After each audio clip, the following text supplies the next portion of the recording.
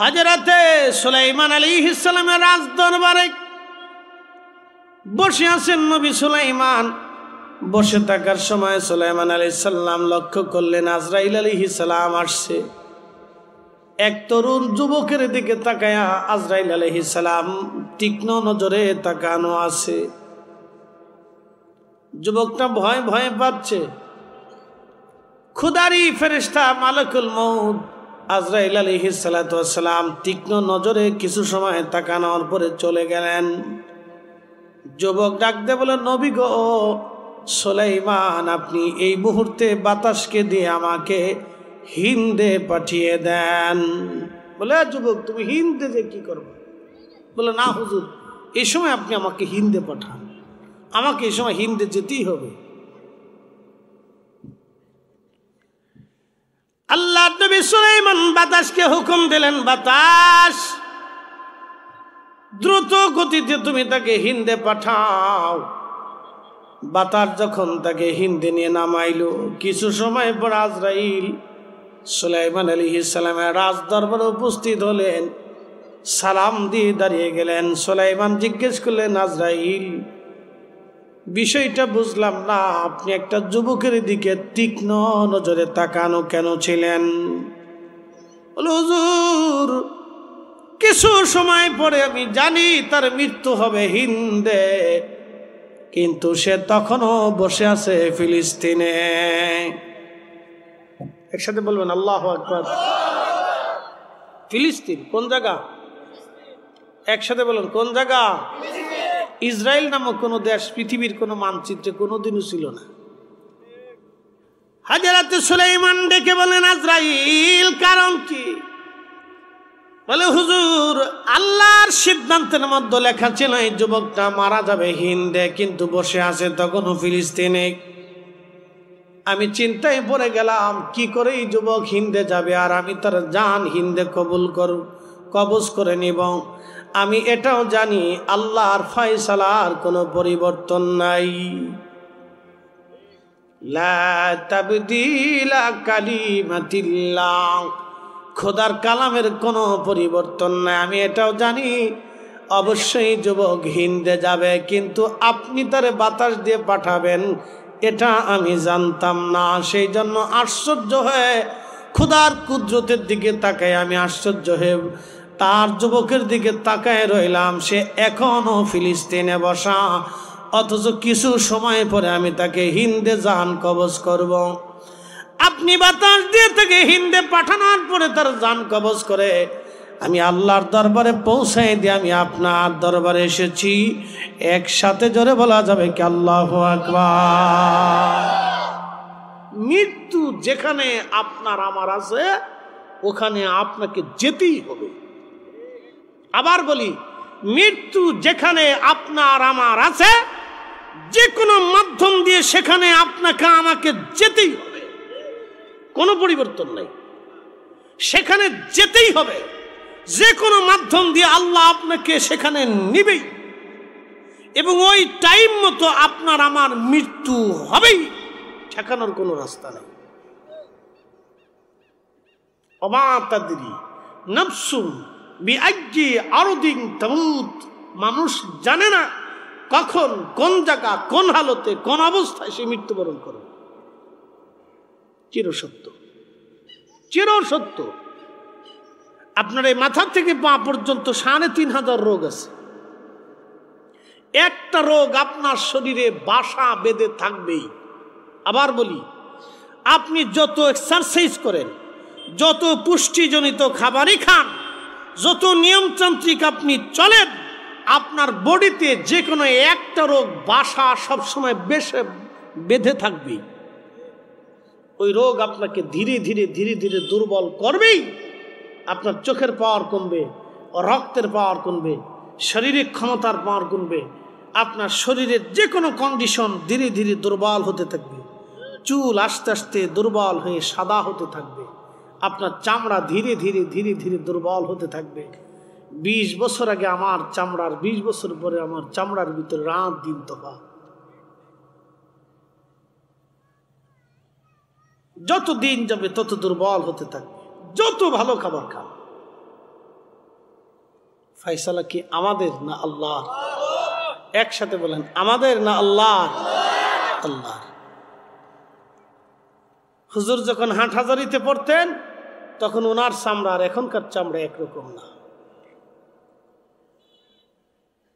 আরো যত দিন যাবে তত আরো দুর্বল হতে থাকবে, হীনু ক্ষীণু সবাই একই অবস্থা। একদিন ঠিকানা হয়ে যাবে মাটির নিচে। এ শোনেন, হাসনা এলাকার বাসী গোরস্থান কবরস্থানে উদ্যোগে আজকের এই মাহফিল, যেই গোরস্থানে মানুষ যারা ঘুমিয়ে গেছে ওই মাটির নিচে আগামীকাল আমাদের ঘর হবে। একবারে চিরসত্য। 100 বছর বয়সী গ্রামে কেউ আছে? হাসনা এলাকায় 100 বছর কেউ আছে? 100 বছর বয়সী, এর অর্থ কি বলেন তো? 100 বছর আগে যারা এই জমিনের উপরে ছিল 100 বছর পরে এসে তারা সব মাটির নিচে। ঠিক 100 বছর পরে আমরা এখানে যারা আছি সব মাটির নিচে। একসাথে বলবেন আল্লাহু আকবার। ফয়সালা কার? একবারে চিরসত্য। কিন্তু 100 বছর পরে মাহফিল হবে, 100 বছর পরে আজান হবে, 100 বছর পরে মসজিদ থাকবে, 100 বছর পরে কোরআনও থাকবে, 100 বছর পরে কালেমাও থাকবে, 100 বছর পরে সেজদাও হবে, 100 বছর পরে শ্রোতাও হবে, 100 বছর পরে বক্তাও আসবে, কিন্তু আমরা কেউ নেই। যদি এই কথা কেউ বুঝে তাহলে দুনিয়া নিয়ে পানাপাড়ি, মারামারি, কারাকারি, লাথালাতি, গিলিগিলি, ঘুষাঘুষি, সুদের কারবার, ঘুষের কারবার, আকাম্যা আকাম্যা অকাম্যা, আজারে বাজারে কিচ্ছু করবে না সে। কথা ঠিক কিনা? কিন্তু বুঝে কখন জানেন? যখন হাতে লাঠি চলে আসে তখন আহা কি করছিলাম, আহা কি করছিলাম, আহা কি করছিলাম, তখন বুঝে। এই বুঝতেই যদি যৌবনে বুঝে তাহলে সে শ্রেষ্ঠ মানুষ। নবী বলেছেন তার ঠিকানা হয়ে যাবে আরশে মুআল্লার নিচে, আল্লাহ থেকে হাসরের ময়দানে জায়গা বরাদ্দ করে দিবে। একসাথে বলবেন আল্লাহু আকবার। যদি 75 বছর বয়সে, 60 বছর বয়সে যখন হাতে লাঠি আসে তখন যেটা বুঝে, যদি 20 বছর বয়সে এটা বুঝতো তাহলে তার ঠিকানা হবে আরশে মুআল্লার নিচে। আমরা ফিরে যাব কার কাছে? একসাথে বলেন, কার কাছে? আল্লাহর কাছে। পৃথিবী বিখ্যাত বাদশা জুলকারনাইন সারা পৃথিবীর বাদশা ছিল।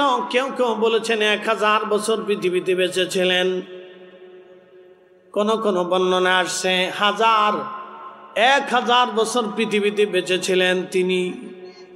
নমরুদের পরে সারা পৃথিবীতে বাদশাহী তিনি। নমরুদের পরে তিনি তামাম দুনিয়ার বাদশা। জুলকারনাইন হেরেমের পাশ দিয়ে যাচ্ছিলেন, তখন সাইয়্যিদুনা ইব্রাহিম আলাইহিস সালাতু ওয়াস সালাম কাবা শরীফ নির্মাণ করতেছিলেন। কাবা শরীফ নির্মাণ করার সময় সাইয়্যিদুনা হযরত ইসমাঈল আলাইহিস সালাম কাবা ঘর নির্মাণ করার জন্য পাথর আনতেছিলেন। জাবাল আবু কুবাইস পাহাড় থেকে পাথর টেনে টেনে এনে পাথর কেটে কেটে সুন্দর করে কাবা নির্মাণ হচ্ছিল। ছেলে আর পুত্র, ছেলে আর বাবা দুইজনে মিলে আল্লাহর ঘর কাবা শরীফ নির্মাণ করতেছিলেন। আল্লাহর দেওয়া সীমানাকে নির্ধারণ করে সাইয়্যিদুনা ইব্রাহিম আলাইহিস সালাম কাবা শরীফ নির্মাণ করেন। ইন্না আউওয়ালা বাইতিন উদিআ লিন-নাসি লাল্লাযী বিবাক্কাতা মুবারাকান হুদাল লিল আলামিন, হুদাল আলামিন। আল্লাহ বলেন, হাবিব, প্রথম যে ঘর আমি নির্মাণ করেছি সেই ঘরের নাম বাক্কা। লিল্লাযী বাক্কাতাম মুবারাকান হুদাল লিল আলামিন। তামাম পৃথিবীবাসীকে হেদায়েতের জন্য এই বাক্কা তৈরি করেছি। এটাকে কেন্দ্র করে তামাম পৃথিবীর মানুষকে হেদায়েত করব। এজন্য এমন কোন নবী রাসূল নাই যে কাবা শরীফ তাওয়াফ না করেছে, হজ না করেছে। এমন কোন নবী নাই রে যে নবী কাবা শরীফের চারপাশে তাওয়াফ না করেছে।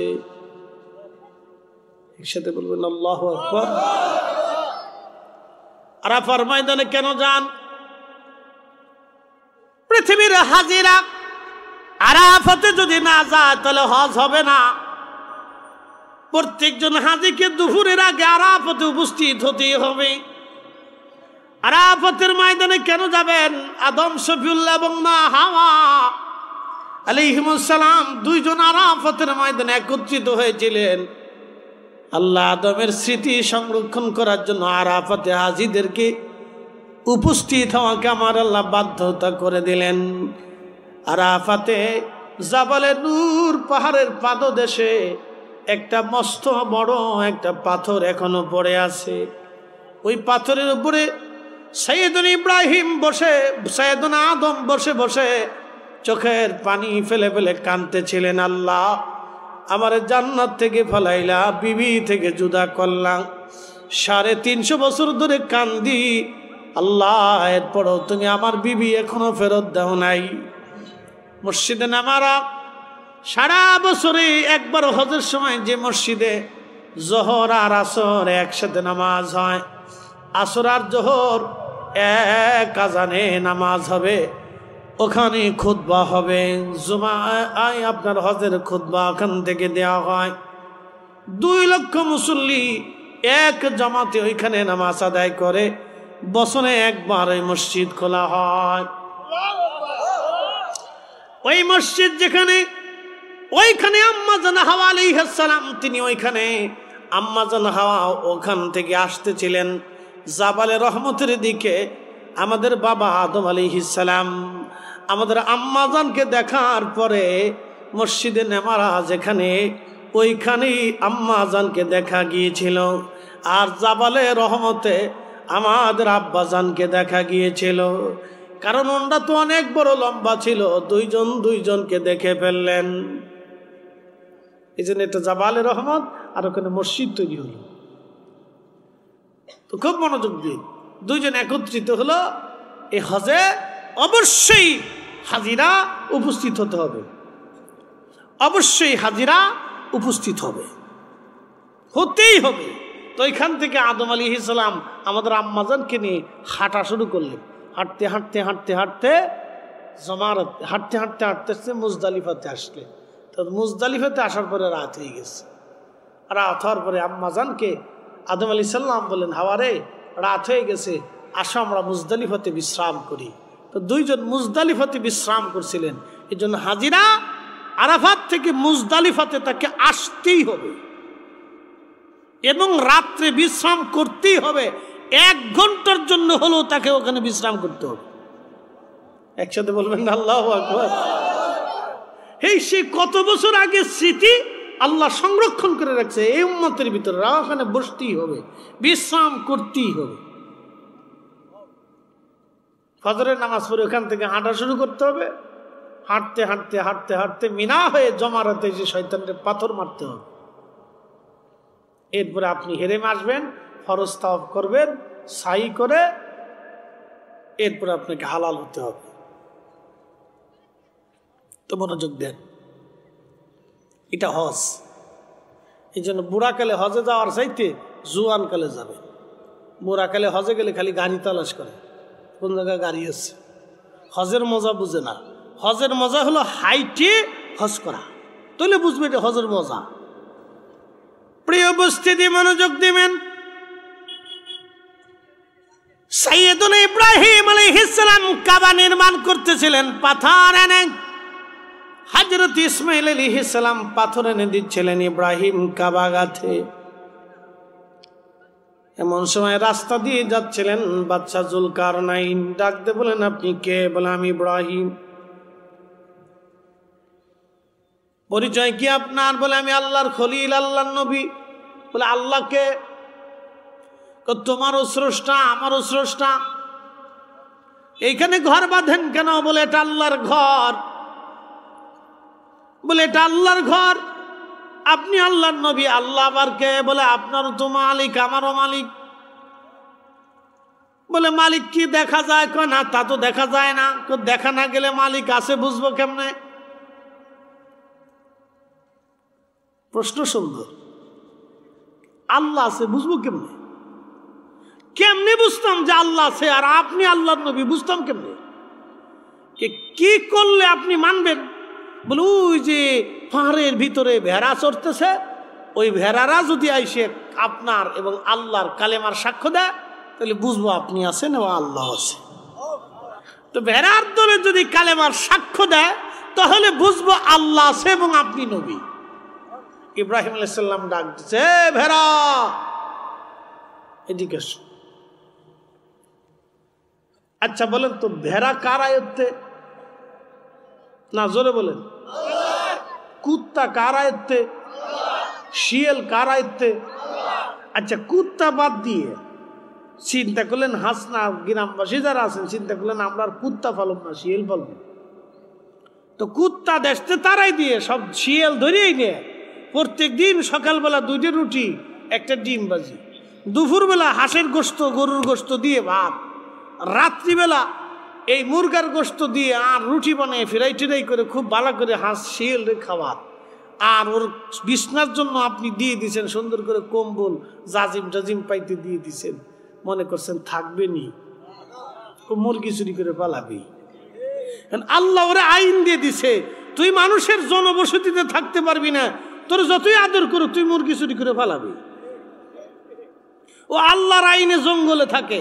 আর কুত্তারে আল্লাহ আইন দিয়ে দিছে, তোর লাথি সবর যতই পিটে নি দিক, তোর ফসা গলা যাই খাবার দিবি তুই খাবি, কিন্তু বেইমানি করতে পারবি না। আপনাকে দিন বুঝে যেতে হবে। আল্লাহ কুত্তার আইন দিছে, তুই ফিটে মারুক যাই করুক, খাবার কম দিক আর বেশি দিক, তোর কম্বল খাতা দিক আবার নাকি আদর যত্ন করুক আর না করুক, তুই যা খাবি তুই মালিকের সাথে বেইমানি করতে পারবি না। বলেন কুত্তা কার আইনে বেইমানি করে না? আমরা 40 বছর ছেলে পালার পরেও সুন্দরী বউ পাইয়া বাপ থুয়ে মা থুয়ে চলে যায়, তাহলে বোঝা গেল ও কুত্তার চাইতেও খারাপ। কথা বুঝাইতে পারছি নি আপনাদেরকে? ওয়াজ বুঝতে হবে। প্রিয় হাসনাবাসী, মনোযোগ দিয়ে শুনিয়া যাবেন। কুত্তার কাজ শিয়াল দেওয়া হয় না, শিয়ালের কাজ কুকুর দেওয়া হয় না। কুত্তা আল্লাহর আইনে আপনার বাড়ি পাহারা দেয়, শিয়াল আল্লাহর আইনে জঙ্গলে থাকে। আপনি বিড়াল মারিয়া যদি চিন্তা করেন ইঁদুর দিয়ে ঘর পাহারা দিয়াব, তা হবে না। যতই আদর করেন খাওয়ান, ও আপনার গোলা কেটে নিয়ে ভাগবে। আল্লাহ বিড়ালকে দিয়ে দিছে আপনার বাড়ি, খাবার কম দেন আর বেশি দেন, ও আপনার বাড়ি পাহারা দিবে। আপনার কম্বল কাঁথার ভিতরে এসে আপনার কোলের মধ্যে ঘুমাবে। ও রাষ্ট্রপতিও চিনে না, প্রধান উপদেষ্টা ডাক্তার ইউনূসও চিনে না। ও সুযোগ পাইলে কম্বলের ভিতরে ঢুকবে। ও প্রধান সেনাপতি চিনে না, ঢুকলে আয়া চুপ করে আপনার কোলের ভিতরে শুয়ে থাকবে। হাসনাবাসী, মনোযোগ দিয়ে শুনিয়া যাবেন। সাইয়েদুনা ইব্রাহিম ডাক দিছে, ভেড়ার দল আসো। সমস্ত ভেড়ার দল নবীর সামনে দাঁড়ায় গেল। আল্লাহর নবী ডাক দিলেন, ভেড়ারা রে, তোমরা আল্লাহর এবং আমি ইব্রাহিমের কালেমার সাক্ষ্য দাও। তখন ভেড়ার দল জবান খুলে যে বলতে লাগলো, লা ইলাহা ইল্লাল্লাহু ইব্রাহিম খলিলুল্লাহ। একবার জোরে বলা যাবে কি মারহাবা? তেলের গাড়ি তেলে চলি,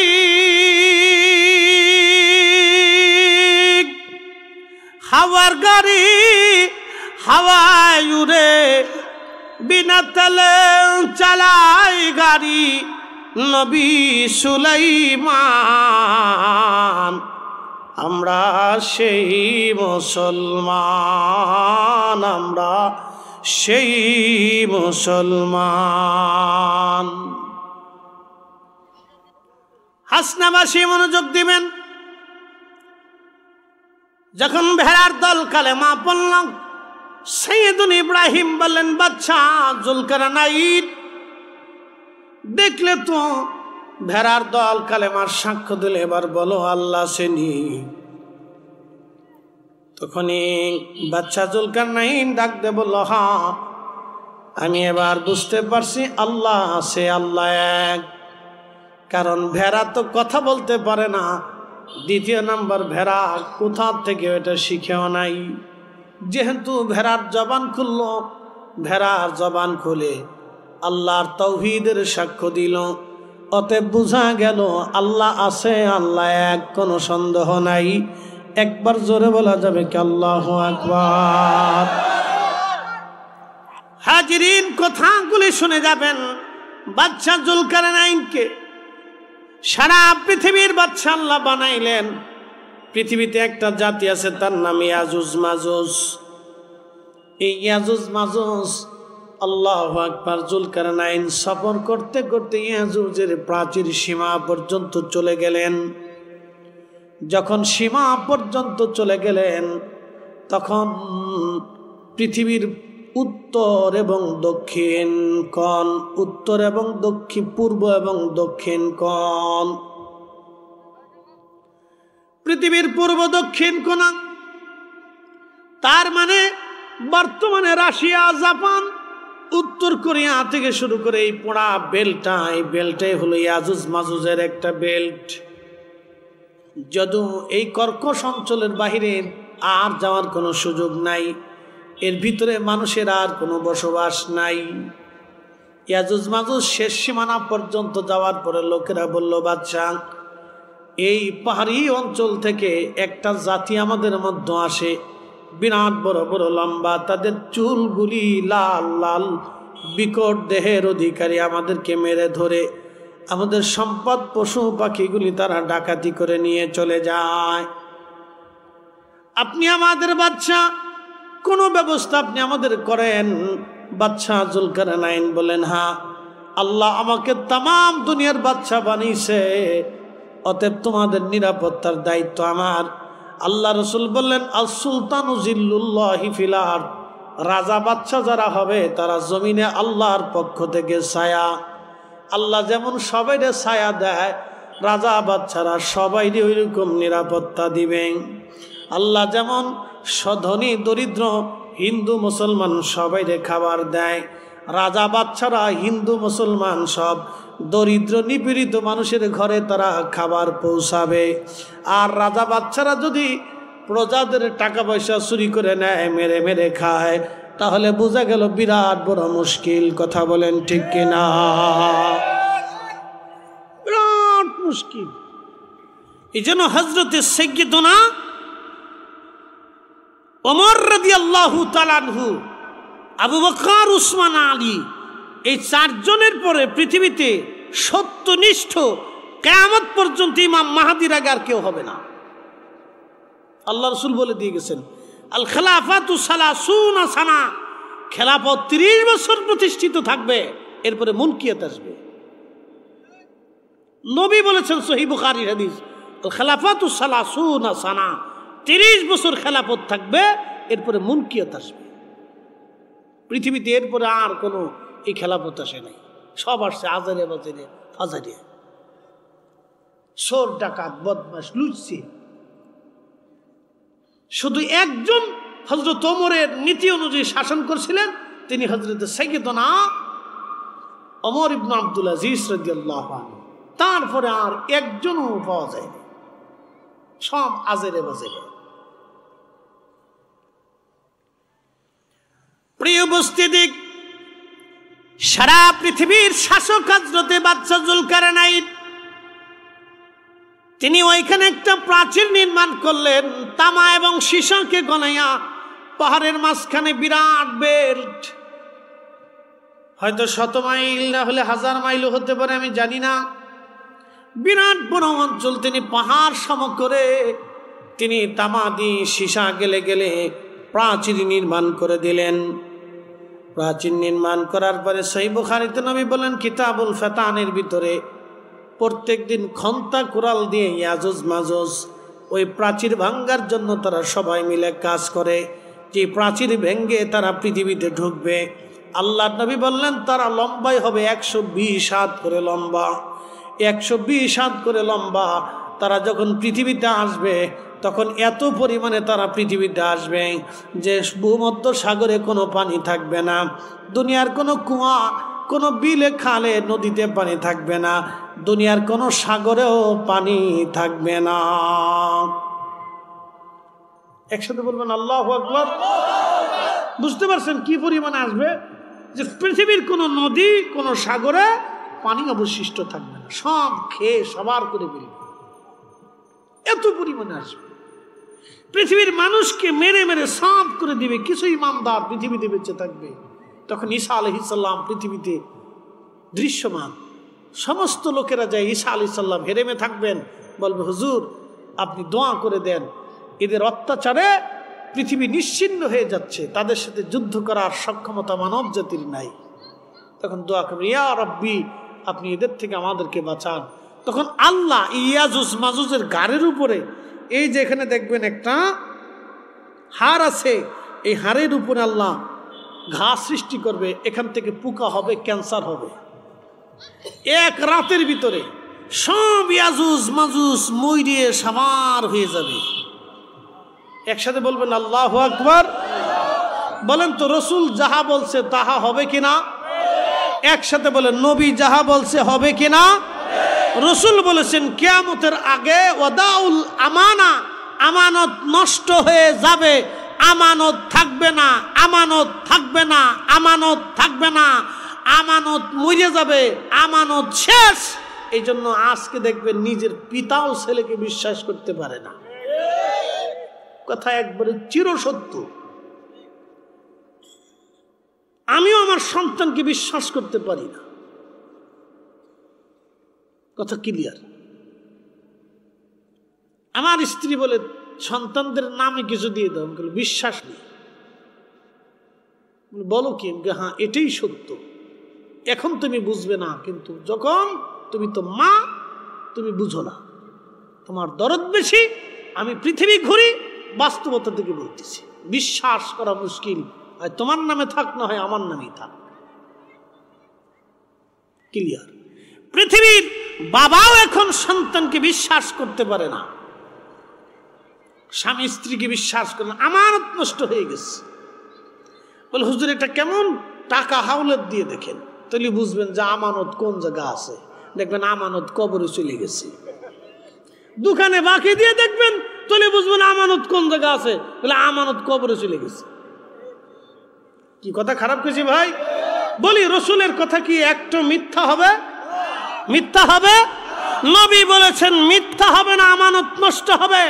আমার উম্মত নামাজকে হত্যা করবে। বলে হুজুর এত মুসল্লি নামাজ পড়ে, নামাজ কেমনে মরে যায়? হ্যাঁ নামাজও পড়বে, সুদও খাবে, নামাজও পড়বে, ঘুষও খাবে, নামাজও পড়বে, অন্য জমি মেরে দিবে। আমার দেশের বহু ভাই আছে নিজের বোনের জমি বুঝায় দেয় না, অথচ টুপি মাথায় দিয়ে নামাজের প্রথম কাতারে দাঁড়ায় সেজদা দেয়। শয়তান হাসে আর কয় চাচা তুমি শেষ। কথা ক্লিয়ার না ভেজাল আছে? আমি একবারে ক্লিয়ার কথা বলি, পছন্দ হলে হবে, না হলে না হবে, কিছু করার নাই বাবা। কবরে মেহেশ্বরের মাঠে প্রত্যেকটা বক্তার জবানের হিসাব আছে, আমাকে হিসাব কষে দিতে হবে। তো খুব মনোযোগ দিয়ে, বহু চাচা আছে এতিম ভাতিজার সম্পদ বুঝাই দেয় না, পরে নিস পরে নিস পরে নিস বলতে বলতে বলতে বলতে বহুদিন খাইছে, কিন্তু টুপি মাথায় দিয়ে রমজানে মসজিদে ইফতারের প্রথম কাতারে বসে থাকে, বিরাট বুজুর্গ। তার অর্থ হচ্ছে উম্মত নামাজ মেরে ফেলে দিয়েছে, নামাজ পড়ে ঠিক, কিন্তু এখনো হকের উপরে আসতে পারে নাই। নামাজ মেরে ফেলে দিছে, আমানত মেরে ফেলে দিয়েছে। রসুল যা বলেছেন এটাই হবে, নবী যা বলেছেন এটাই হবে, রসুল যাহা বলে দিয়ে গেছেন তাহাই হবে। আল্লাহর নবী বললেন আমার উম্মতের ভিতরে প্রকাশ্যে জেনা হবে। প্রকাশ্য জেনা হবে। বিশ্বাস যদি না করেন, ঢাকা শহরের পাকিস্তানের কোন এক শিল্পী আসলো, নাম টাম জানি না, জীবনে তার কোনোদিন গান টান শুনছিও না আমি, শুনলাম লক্ষ লক্ষ নারী পুরুষ ঢাকা স্টেডিয়াম মাঠে। এটা আর বাকিটা আমি বললাম না। কুত্তা যেমন কাতি মাসে মানব জমিন চিনে না, ও ঝোড় জঙ্গল বুঝে না, ও জনপদ বুঝে না, ঠিক ঢাকা স্টেডিয়ামে সেম একই কোয়ালিটি হলো। একজন গায়ক এসে গান গাইল, আর আমার দেশের লক্ষ লক্ষ যুবক যুবতী সেই গানের সাথে তালে তালে তালে তালে তালে তালে তারা হাতের জেনা, চোখের জেনা, এই শুধু এই পায়ের জেনা, শরীরের জেনা করে ফেললো। লক্ষ লক্ষ যুবক জেনায় নিজের শরীরকে ভাসিয়ে দিল। আহা, একটা কথা বলার কেউ নাই, রসুল যা বলেছে এটাই ঠিক। কথা বলেন ঠিক কিনা? একটা কথাও মিথ্যা হবে না।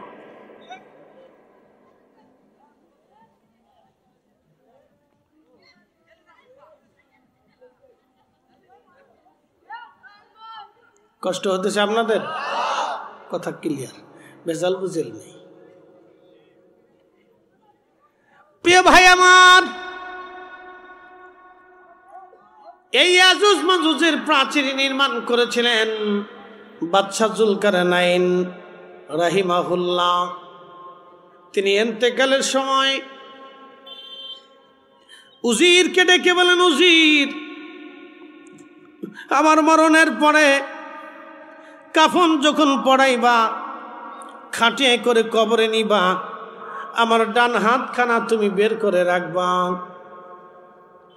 আর একটা ওসিয়ত করে গেলাম, উজির, আমার ইন্তেকালের পরে সোনা দানা জহরতগুলি আমার কাফন বহনকারী যারা নিয়ে যাবে, কবর পর্যন্ত তাদের মাটির পায়ের উপরে সব বিছাই দিবা। ওই সোনা দানার উপরে যেন হেঁটে হেঁটে তারা আমার কবরে নিয়ে যায়। উজির বললেন, পৃথিবীর বাদশাহ, আল্লাহ আপনাকে তাম পৃথিবীর বাদশাহী বানাইলেন, কিন্তু মরণের সময় দুইটা ওসিয়ত কেন করলেন বুঝলাম না। বাদশা জুলকারনাইন ডাক দিয়ে বললেন, উজির, আমার মরণের সময় খালি হাতটা এই জন্য বের করে রাখবা, সারা পৃথিবীর বাদশাহ জুলকারনাইন আজ কবরে চলে যাচ্ছে শূন্য হাতে। বাদশাহ ক্যা ফকির হো, सबको एक ही ठिकाना, बादशाह क्या फकीर हो, सबको एक ही ठिकाना। उजीर, পৃথিবীর বাদশা ছিলাম আমি, সারা পৃথিবীর দামি দামি সোনা গহনা জহরতগুলি, মণিমুক্তাগুলি, হীরার টুকরাগুলি আমার রাজ দরবারে আজ। উজির রে, আমি কিছুই নিয়ে যেতে পারবো না, আমার কাফন বহনকারী ব্যক্তিদের পায়ের নিচে বিছাই দিবা। দুনিয়ার মানুষ দেখুক জুলকারনাইন কিছুই নিতে পারে নাই। জুলকারনাইন যেহেতু কিছুই নিতে পারলো না, বাকি পৃথিবীর মানুষ কবরে কিছুই নিতে পারবে না। জিন্দেগি তো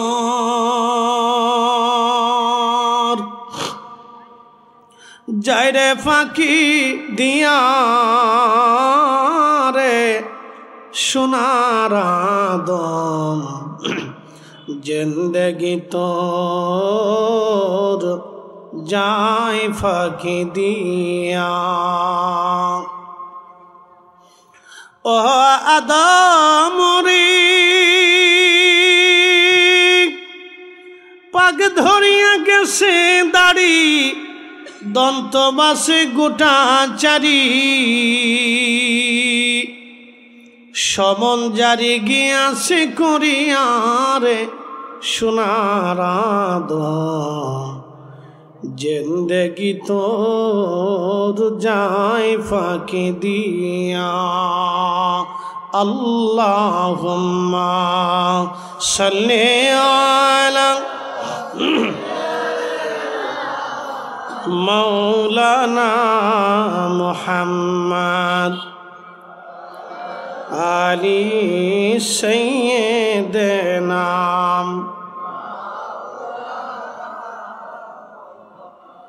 আচ্ছা বলেন তো 2 কেজি ধান ছিটাইলে 25 মণ ধান দেয় কে?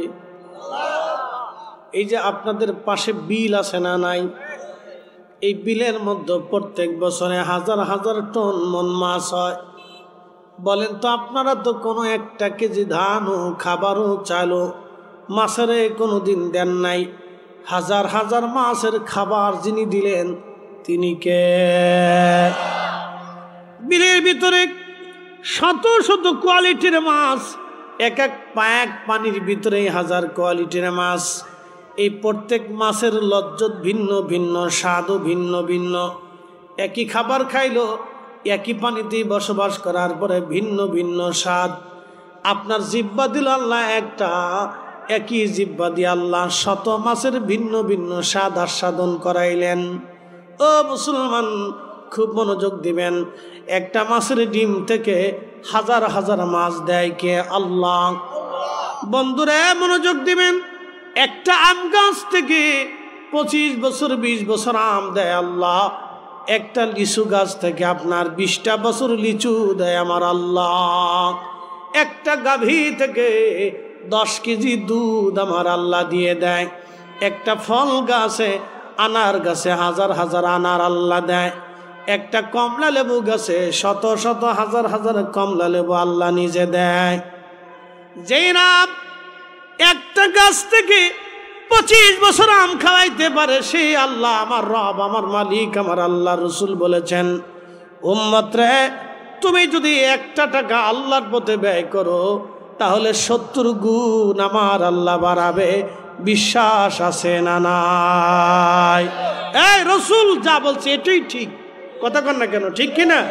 সাদাকাল্লাহুল মাওলানাল আযীম। আল্লাহ যা বলেছে এটা ঠিক। ওয়া সাদাকা রাসূলুহুন নবিয়্যুল হাবিবুল কারীম। রসুল যা বলেছে এটাই ঠিক। আল্লাহ সত্যবাদী এবং তার রসুলও সত্যবাদী। আল্লাহ যা বলেছে এটাই ঠিক, আল্লাহর নবী যা বলেছে এটাই ঠিক। চুল পরিমাণও বেঠিক হবে না। বিশ্বাস আছে আপনাদের? বিশ্বাস আছে? চুল পরিমাণও বেঠিক হবে না, কথা মানতে হবে। সাদাকাল্লাহুল মাওলানাল আযীম ওয়া সাদাকা রাসূলুহুন নবিয়্যুল হাবিবুল কারীম। দনজনই সত্যবাদী, দনজন সত্য বলেছে, একটা শব্দ মিথ্যা হবে না। তিনি যা বলেছেন 1 টাকায় 70 টাকা, 1 টাকায় 70 গুণ, 1 অংশে 70 অংশ। এবং বালা মুসিবত বিপদ থেকে আল্লাহ বাঁচাবে। এই যে হাসনা গোরস্থান, কবরস্থান, কি বলেন কত বছর গোরস্থান এটা? হ্যাঁ 5 বছর না? কতগুলি কবর হবে? আনুষ্ঠানিকভাবে ধরেন 5 বছর। কবর কতগুলি হবে আনুমানিক? ধরেন 100-র উপর হবে না? বেশি, 100-র উপর হবে। তো 100 মানুষের কবর এখানে ঘুমাই গেল। এরা আগে হইতে গেছে এই গ্রামের আশেপাশে, আমতলায়, জামতলায়, বাঁশবাগানে কতজনের কবর আছে, কতজনের কবর নিশ্চিহ্ন হয়ে গেছে। আচ্ছা বাবা বলেন তো, 100 বছর আগের কবর অনেকের নিশ্চিহ্ন হয়ে গেছে না? অথচ জমি নিয়ে কারাকারি, পারাপারি, মারামারি। আপন ভাই আপন ভাইয়ের সাথে 1 ইঞ্চি জমি নিয়ে মারামারি করে। ছি ছি ছি ছি। মানুষ জাতি মানুষ হইতে পারছি কিনা এটাই তো পড়ো। মুসলমান পরে করো, মুসলমানের হিসাব পরে আসেন, মানুষ হয়েছেন কিনা এটা দেখতো। আপন ভাই, রক্তের ভাই, একই মায়ের পেটের ভিতরে থাকছে, একই বাবার নসল দিয়ে আল্লাহ পৃথিবীতে আনছে, একই মাটি, একই বাবার নসল থেকে পৃথিবীতে আসছে, 1 ইঞ্চি জমি নিয়ে মারামারি করে। ছি ছি ছি ছি। 1 ইঞ্চি জমি নিয়ে মারামারি করে, 1 ইঞ্চি। অথচ 100 বছর আগে বহু জনের এই হাসনার মানুষের অনেকের কবর নিশ্চিহ্ন হয়ে গেছে, শেষ। কবরের কোনো ঠিকানাও নাই, কবরের পাশে দাঁড়ানোর মতো কোনো ব্যক্তিও নেই। হয়তো ছেলে মনে পড়লে যা, নাতি নাত করার দাদা নানার কথা মনেই রাখে না। চির বাস্তবতা থেকে বলতেছি, যত আদর করে যান ও দাদা নানারে বেশি দিন মনে রাখে না। বাপ হয়ে মাই দিয়ে ভুলে যায়, তো দাদা নানা আর পরের হিসাব। আচ্ছা এখানে যারা আছেন আপনার দাদার বাপের কথা মনে আছে? তার বাপের কবরের পাশে কি কখনো দাঁড়াইছেন? তাহলে আপনি একটু চিন্তা করেন তো, আপনার কবরের পাশে আপনার ছেলে আসবে, আপনার ছেলের পরে হয়তো নাতি আসতেও পারে নাও পারে, 50-50, কিন্তু নাতির ঘরে যে পুতি আসবে ওটা 100% নাই। তার অর্থ হলো আপনার পরবর্তী প্রজন্মের 2 পুরুষ পরে আপনি পৃথিবী থেকে একেবারে নিশ্চিন্ত।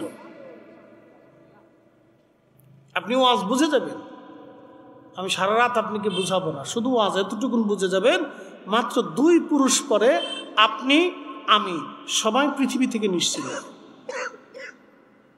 কত ধনী কবরে চলে গেল, কত রাজা মহারাজা কবরে চলে গেল, বাংলাদেশের কোটি কোটি টাকার মালিক হাজার হাজার, একজন ধনী 80,000 কোটি টাকা রেখে কবরে চলে গেল। ওনার জন্য 3.5 হাত, বাংলাদেশের সবচেয়ে মিসকিন, তার জন্য 3.5 হাত 1 ইঞ্চি মাটি বেশি হবে না। ধনীর জন্য 1 ইঞ্চি বেশি হবে না, গরিবের জন্য 1 ইঞ্চি কম হবে না, সবার জন্য সমান জায়গা বরাদ্দ। ধনীর জন্য আলাদা মাটি বরাদ্দ না, গরিবের জন্য আলাদা মাটি বরাদ্দ না, একই মাটি সবার জন্য বরাদ্দ। শুধু এই কথাটুকুন বুঝলে আর ওয়াজ লাগে না, শুধু এই কথাটুকুন বুঝলে আর ওয়াজ লাগে না।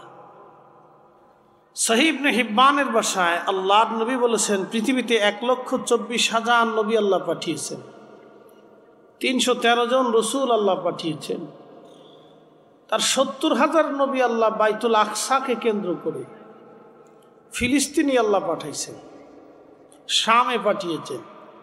একসাথে বলা যাবে না সুবহান আল্লাহ? শুধু 70,000 নবী আল্লাহ বনি ইসরায়েলের ভিতরেই পাঠাইছেন।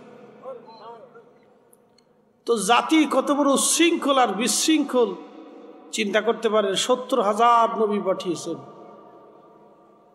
তো ওই জাতির সাথে পড়া মুসলিম বিশ্ব আজকে জিহাদে লিপ্ত আছে। তাদের নির্দয় হৃদয় এতই কঠিন এবং মারাত্মক যে প্রতিনিয়ত একটা অঞ্চল নিজেরা দখল করে নিয়ে জবরদখল করে 75 বছর ধরে একটা জনগোষ্ঠীকে তারা মেরেই চলছে, প্রতিনিয়ত মারে। আপনি দেখলে গা শিহরে উঠবে যে মুসলমান, গাজার মুসলমান কত কঠিন কষ্টের ভিতরে আছে। এই যে শীত আসতেছে, আমাদের দেশের শীত আর ওই দেশের শীত একরকম না, ও দেশের শীত আরো প্রখর। এই প্রখর শীতের ভিতরে তারা তাঁবুর ভিতরে কত কষ্টে দিন যাপন করে তার হিসাব নাই, যেগুলি ভাষায় প্রকাশ করা বড় কঠিন। আল্লাহ ইহুদি জাতিদেরকে হেদায়েতের জন্য বহু নবী আল্লাহ পাঠিয়েছেন। বাকি 70,000 নবী, দুঃখিত, বাকি 50,000 54,000 নবী আল্লাহ সারা পৃথিবীতে পাঠাইছে। 70,000 নবী শুধু ওই গোত্রের ভিতরে আল্লাহ পাঠিয়েছে, এই কওমের ভিতরেই পাঠিয়েছে। বাকি তাম দুনিয়াতে আল্লাহ 54,000 নবী পাঠিয়েছে। আমাদের এই জনপদে কোন নবী আসছিলেন আমরা জানি না, তার ইতিহাস, তার তথ্য আল্লাহ এবং তার রসুল আমাদেরকে দিয়ে যান, যার কারণে তার কোনো নির্ভরতা আমরা খুঁজে পাই না। কিন্তু আসছিলেন এটা সত্য, দাওয়াত দিয়েছিলেন এটা সত্য। এই অঞ্চলটাকে হাদিসের পরিভাষায় বলে হিন্দ। হিন্দু কোনো ধর্ম না, ধর্ম হচ্ছে সনাতন। হিন্দ, এই অঞ্চলকে হিন্দ বলা হতো প্রাচীন কাল থেকে। এই অঞ্চল ছিল হিন্দ, হিন্দ নামে পরিচিত ছিল। যেমন ইমাম আহমদ ইবনে হাম্বলের কিতাবুজ জুহুদের মধ্যে একটা ঘটনা আসছে। সুলাইমান আলাইহিস সালামের রাজ দরবারে একদিন সুলাইমান আলাইহিস সালাম বসে আছেন, যেখানে গাজা, এটার আগে নাম ছিল আসকালান। এই গাজার এই অঞ্চল বাইতুল আকসাকে কেন্দ্র করে সুলাইমান আলাইহিস সালামের রাজধানী ছিল। বিরাট বড় রাজধানী, 350 জিন মন্ত্রী আর 350 মানুষ মন্ত্রী ছিল সুলাইমান আলাইহিস সালাম। সারা পৃথিবীর এমন কোন ইঞ্চি মাটি নাই যে ইঞ্চি জমিনের বাদশাহী আল্লাহ তারে না দিছিলেন। শুধু মানব জাতি না, জিন জাতিদের বাদশাহ আল্লাহ তাকে বানিয়েছিলেন। আল্লাহ তামাম পক্ষীকুল এবং প্রাণীকুলদেরকে সুলাইমান আলাইহিস সালামের বাধ্য করে দিয়েছিলেন এবং আল্লাহর জমিনের বাতাসকেও আল্লাহ তার আয়ত্তের ভিতরে দিয়ে দিয়েছিলেন। একসাথে বলা যাবে না আল্লাহু আকবার। তার আগে পৃথিবীতে আরেকজন বাদশা ছিলেন জুলকারনাইন। ইংরেজিতে তাকে আলেকজান্ডার হিসেবে চিনে, কিন্তু আসলে তিনি আলেকজান্ডার না, এটা ভুল তথ্য। হযরত জুলকারনাইন রাহিমাহুল্লাহ তিনি আল্লাহর কোরআন কর্তৃক ঘোষিত একজন বাদশাহ। আল্লাহ তার প্রশংসা করছেন। পৃথিবীর যেখান থেকে সূর্যের উদয় হয়, জাপান সাগর, এই মহাসাগর, এই সূর্যের উদয় স্থলের কিনার পর্যন্ত হযরতে জুলকারনাইনকে আল্লাহ সফর করিয়েছিলেন।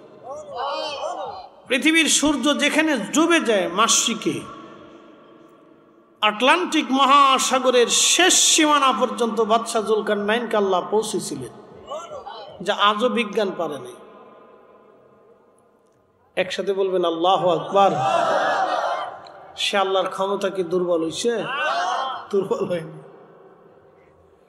সে আল্লাহর ক্ষমতা দুর্বল না, কিন্তু আমরা মনে করি আল্লাহ বুঝে না। যদি আমরা আল্লাহকে সবল মনে করতাম তাহলে মেলার ভিতরে মানুষ বসে থাকে না। কথা বুঝবেন। কাজী নজরুল লিখেছেন, আল্লাহতে পরিপূর্ণ ঈমান কোথা সে মুসলমান। যদি কথা বুঝতো তাহলে মানুষ মেলার ভিতরে বসে থেকে সময়টাকে নষ্ট করত না। শীতের ডরে ঘরের মধ্যে বসে কম্বল কাঁথা দিয়ে মোড়া দিয়ে থাকতো না। আমরা যারা বসছি আমরা পাস, যারা আসবে না তারা ফেল, এটি বাক্য। শীতের মধ্যে যে মুসলমান কষ্ট করে ঠান্ডা পানি দিয়ে ওযু করে ফজরের ওয়াক্তে নামাজে জমাতে দাঁড়ায় সে কামিয়াব। নামাজ হোক বা না হোক, নামাজ যে গেছে দাঁড়িয়েছে নামাজ পড়েছে, হোক বা না হোক সেটা পরের সাবজেক্ট, কিন্তু দাঁড়াইছে আল্লাহর হুকুম পালনে সে মাথা নত করে দিয়েছে, সে কামিয়াব। একসাথে বলবেন না সুবহানাল্লাহ। আল্লাহর সিদ্ধান্ত মোতাবেক আল্লাহর পছন্দ নিয়ে হয়েছে কিনা আমরা জানি না, কিন্তু আমরা দাঁড়াইছি। এইখানে আমরা আসছি, কতটুকু ইখলাস নিয়ে আসছি জানি না, কিন্তু আমরা আসছি। তো কি কথা ঠিক কিনা? আমরা আসি নাই, আমরা আসছি। এই আশাটাই কামিয়াবি। তো যারা আসছে এবং যারা আসে নাই তারা এক না। কিছু মানুষকে শয়তানে আবার কিছু লটপটি চটপটি বাদাম চানাচুর খেলনাপাতি ধরাই দিয়ে চাবি মেরি দিয়ে যা বাইর চলে যা। আবার বলি কিছু মানুষকে আল্লাহ খেলনাপাতি কিছু ধরাই দিয়ে লটপটি চটপটি ধরাই দিয়ে কিছু মানুষে আল্লাহ বাড়ি পাঠাই দিয়ে কবে যে চলে যাও। শয়তানে পাঠাই দিয়ে বলবে চলে যাও, শয়তান তার উপরে সাকসেস। কিন্তু আল্লাহ আমাদেরকে বিজয় দান করছে যে শয়তান আমাদেরকে বাহানা দিতে পারে না।